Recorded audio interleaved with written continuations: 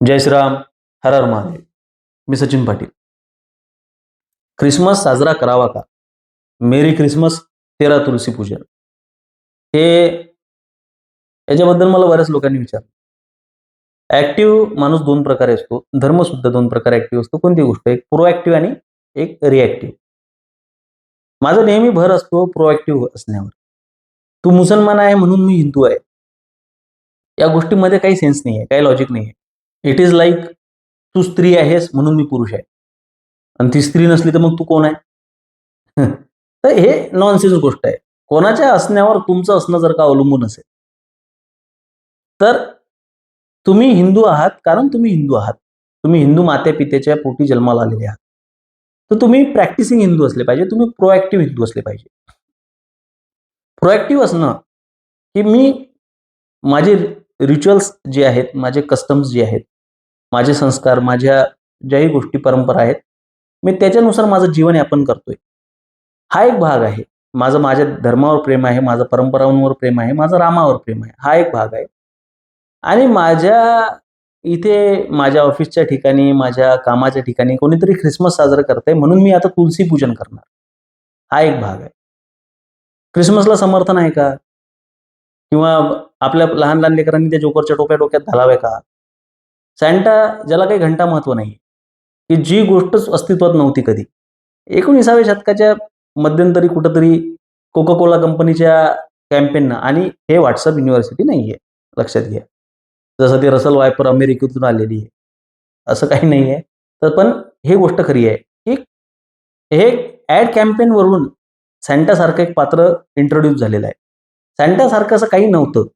तुम्ही जर का 18व्या शतकामध्ये जर पाहिलं, 19व्या शतकामध्ये जर का पाहिलं, तर तुम्हाला सॅन्टा वगैरे असं काही दिसणार नाही. तर हे it's a part of marketing. जसं की आपल्या 9 रंगाच्या 9 साड्या नवरात्रीला. तर तसा एक मार्केटिंगचा पार्ट राहिलेला सॅन्टा आहे. पण आता त्या कंपन्या अशा देशामध्ये कार्यरत आहेत किंवा अशा देशामध्ये बनलेल्या आहेत, जिथं ख्रिश्चन कम्युनिटी आणि ग्लोबलायझेशनचा जर का आपण विचार केला, तर मार्केटिंग, फायनान्स, मॅन्युफॅक्चरिंग, R&Dमध्ये ख्रिश्चन लोकांचा बोलबाला आहे. तर त्याच्यामुळे तिथले क्लायंट्स असतात, तिथली लोकं असतात. त्याच्यामुळे त्या हिशोबाने सुट्ट्या मिळतात. त्या हिशोबाने सुट्ट्या मिळतात म्हणून त्या पद्धतीने सण साजरे केले जातात. आणि आज IT सेक्टरमध्ये किंवा वेगवेगळ्या सेक्टरमध्ये ख्रिसमस साजरं केलं जातं.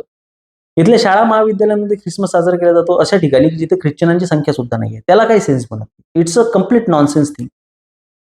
ख्रिसमसच्या इतक्या मोठ्या-मोठ्या सुट्ट्या ज्या दिल्या जातात बऱ्याचशा शाळांमध्ये. अरे, इथे काही विंटर आहे का? इथं काही सेन्स बनतो का? तुम्ही दिवाळीच्या सुट्ट्या कमी करताय आणि तुम्ही ख्रिसमसच्या सुट्ट्या वाढवताय. याच्यासाठी नवोदयमध्ये आंदोलन सुद्धा चालू होतं पालकांचं, की विनाकारण ते, आणि त्या त्या सुट्ट्यांमध्ये काय करायचं? सुट्ट्यांची गरज तर आपल्याला दिवाळीत आहे ना. तर मुळातच आपल्या लोकांना ना स्वतःचं कल्चर सोडायला फार मजा येते. आपल्याला असं वाटतं, की खेड्यापाड्यानं आपलं कल्चर जपून ठेवलेलं आहे. पण हा एक गैरसमज आहे. खेड्यापाड्यातल्या मुली, खेड्यापाड्यातली मुलं जेव्हा शहरात येतात ना, ते खूप लवकर ॲक्टिव्हिस्ट वगैरे व्हायला लागतात. त्यांना ते मॉडर्न स्वतःला दाखवण्यामध्ये इतकं त्यांना धन्यता असते, कि सरोजनी के कपडे पहन के जाती मैडम डिस्को, VIP में कॉम्प्लिमेंटरी शॉर्ट्स भी दे दो इसको. खेड्यातून येते पिंडती कुडी.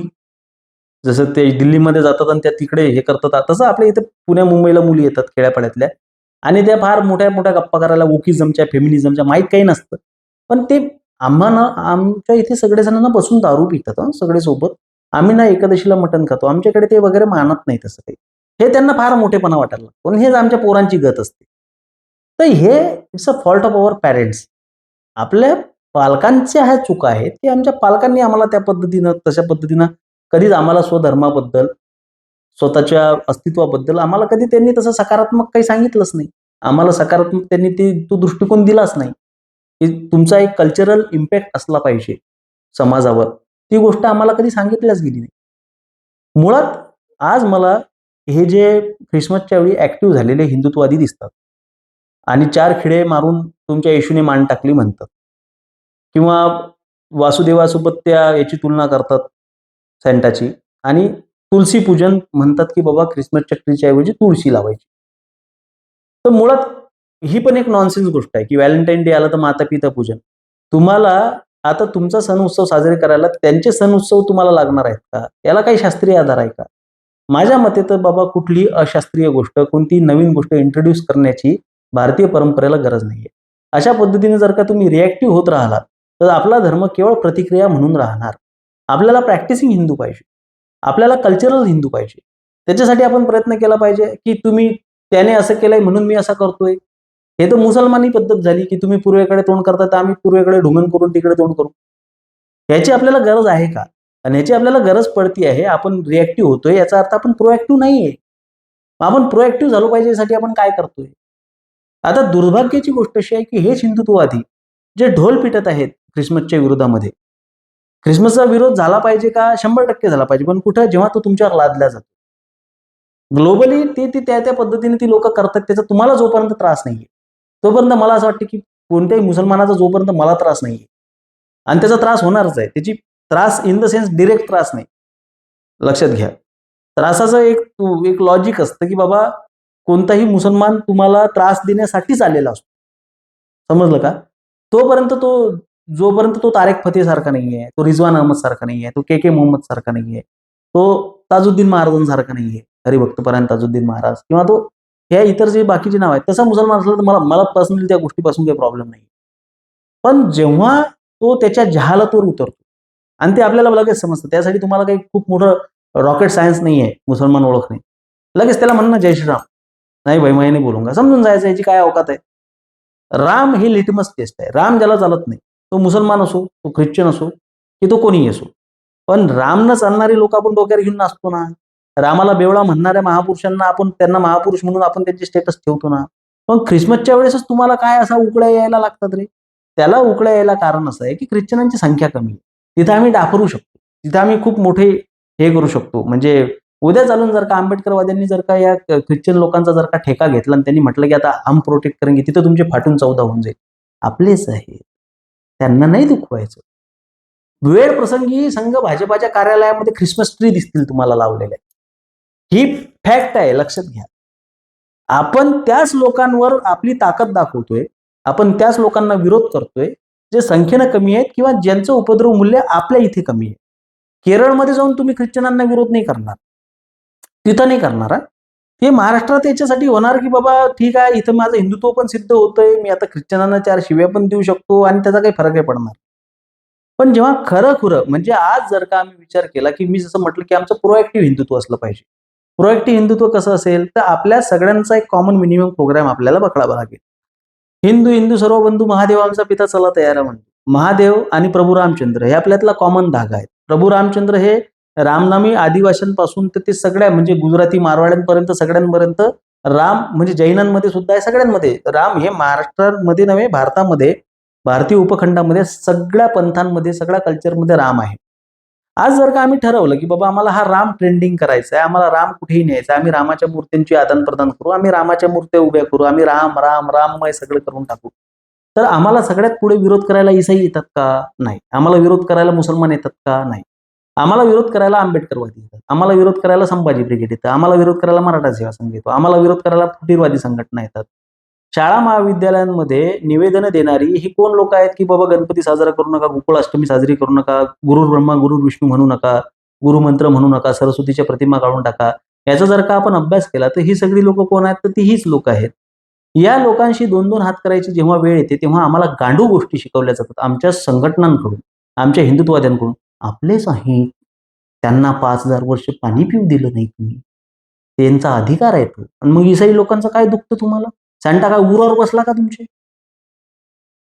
हिंदुत्वाच्या नावाखाली हे झेंडुत्व आणि गांडुत्व जोपर्यंत आपल्यात भिनलेलं आहे, तुम्हाला अधिकार नाही रे. नाही तुम्हाला अधिकार ते सांताच्या विरोधात बोलायचा आणि ते ख्रिसमसच्या विरोधात आणि तुलसी पूजन आणि अशा पानचट गोष्टी करून असा रिएक्टिव्ह धर्म उभा करून तुम्हाला काय सिद्ध करायचं आहे? अरे हा देश माझा आहे, हा देश हिंदूंचा आहे, हा रामाचा देश आहे. इथं आम्ही म्हणू ते होईल. आम्ही हिंदू आहोत. आमचं हिंदू राष्ट्र आहे.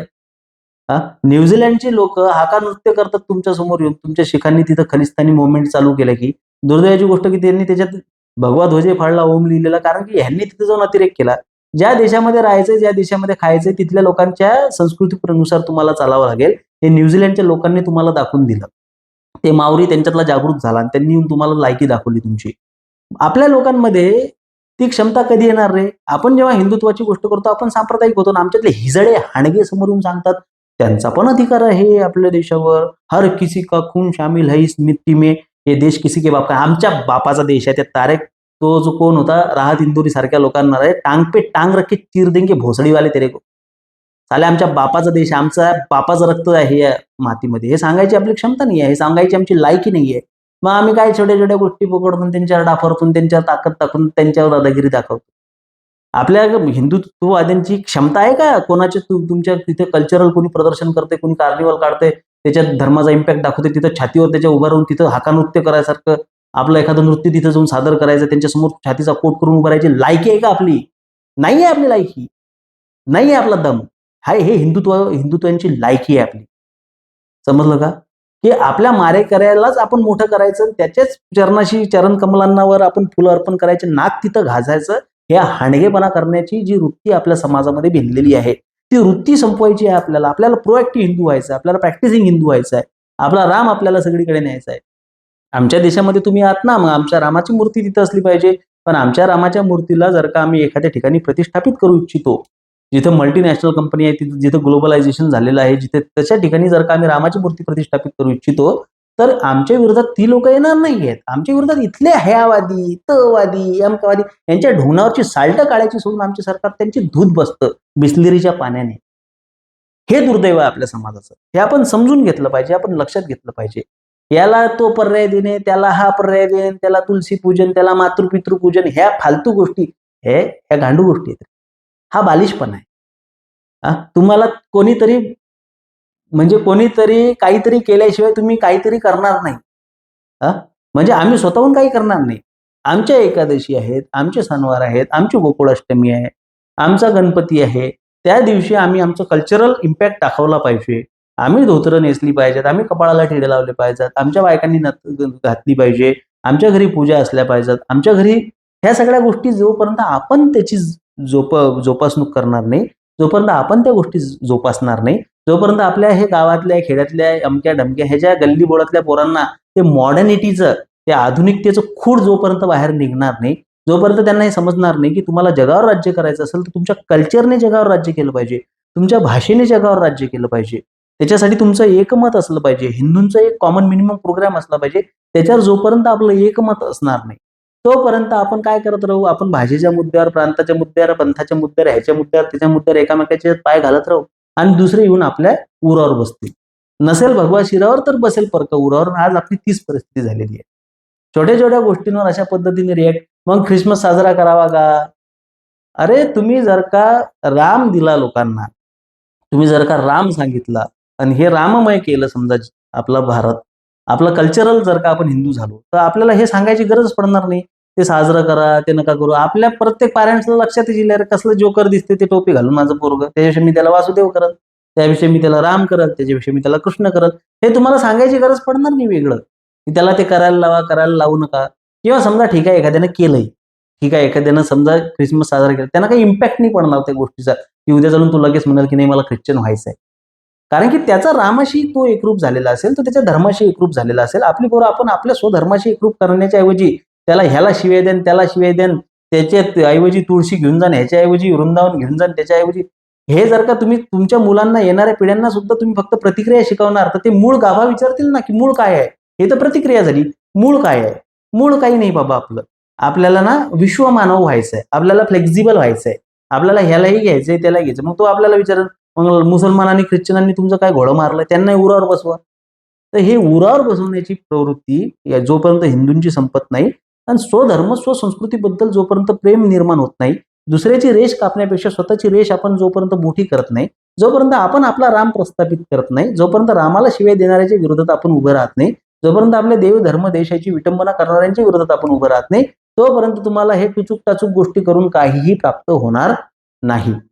माझे विचार पटत असतील तर सहकार्य असू द्या. धन्यवाद. जय श्रीराम. हर हर महादेव.